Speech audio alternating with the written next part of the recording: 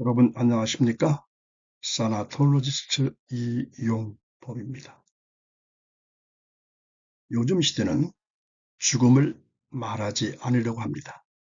죽음은 불편하고 두렵고 피하고 싶은 주제이기 때문일 것입니다.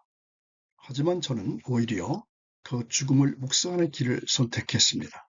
왜냐하면 죽음을 준비할 때 삶은 더 깊어지고 사랑은 더 진실해지기 때문입니다. 우리는 인생의 시작은 축하하면서도 그 끝은 외면하려고 합니다.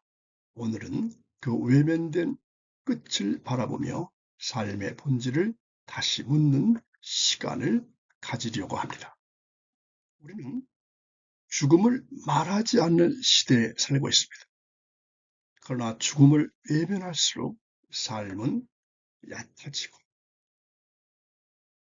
사랑은 흐려집니다. 사나톨로지는 그 외면된 죽음을 다시 묵상하게 하며 삶을 더 깊이 사랑하게 만드는 길입니다.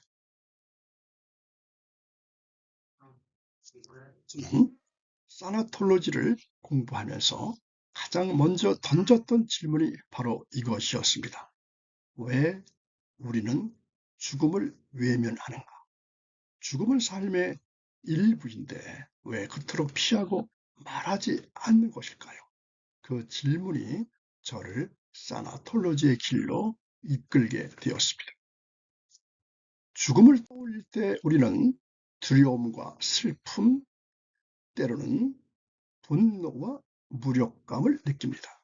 저는 사나톨로지를 공부하면서 이러한 감정들이 결코 부끄러운 것이 아니라 오히려 인간이 갖고 있는 가장 숭고한 순간이라는 것을 알게 되었습니다.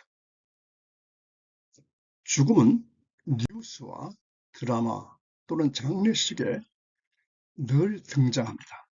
하지만 정작 우리는 죽음에 대해서 진지하게 이야기하지 않습니다. 저는 이 시대의 침묵을 마주하며 죽음을 묵상하는 죽음학을 공부하게 되었습니다. 앞에서 언급했던 사나톨로지가 바로 죽음학입니다. 다른 말로는 임종학이라고도 말합니다. 죽음학은 죽음을 외면하는 시대에 삶을 더 깊이 살아가게 만드는 통찰을 주고 있습니다. 성경은 죽음을 단순한 생물학적 현상이 아니라 죄와 경고 그리고 하나님의 뜻 안에서 바라봅니다. 내가 그것을 먹는 날에는 반드시 죽으리라. 이 말씀은 단지 심판이 아니라 인간에게 주어진 선택과 책임의 선언입니다. 죽음학은 이 말씀을 묵상하며 죽음이 우리 삶에 던지는 영적 질문을 다시 바라보게 합니다. 모래시계는 우리에게 말합니다. 죽음은 인간이 유한하다는 가장 분명한 증거입니다. 시간이 흐르고 있다는 사실보다 시간이 끝난다는 사실을 모래시계는 우리에게 말해줍니다. 저는 그 유한함을 외면하지 아니하고 오히려 묵상하며 살아가는 길을 선택했습니다. 그것이 제가 죽음학을 공부하게 된 이유입니다. 우리가 죽음을 외면하는 이유는 단순하지 않습니다. 두렵기 때문이고 준비하지 않았기 때문이고 삶에 너무 몰입해 있기 때문입니다. 하지만 저는 그 외면을 멈추고 죽음을 묵상하는 길을 선택했습니다. 죽음학은 그 두려움을 꺼내서 삶을 더 깊이 살아가게 만드는 통찰을 주기 때문입니다.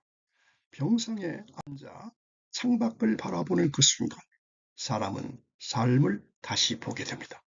죽음을 직면할 때 우리는 비로소 삶의 본질을 묻게 됩니다. 저는 그 순간을 외면하지 않고 죽음을 묵상하는 죽음학을 선택했습니다. 죽음을 준비할 때 삶은 더 선명해지고 사랑은 더 진실해지기 때문입니다. 죽음을 공부한다는 것은 죽음을 준비하는 것이 아니라 삶을 더 깊이 사랑하는 것입니다. 죽음은 끝이 아니라 삶을 해석하는 하나님의 언어입니다. 저는 그 언어를 배우기 위해서 죽음왕을 공부했고 그 언어로 삶을 다시 읽기 시작했습니다. 죽음을 외면하던 시대, 그 죽음을 묵상하며 살아가는 한 사람의 이야기. 다음 시간은 바로 어떤 사나톨로지스트의 이야기, 그의 삶을 다시 사랑하게 된 고백을 함께 나눠볼까 합니다. 오늘도 시청해 주셔서 감사합니다.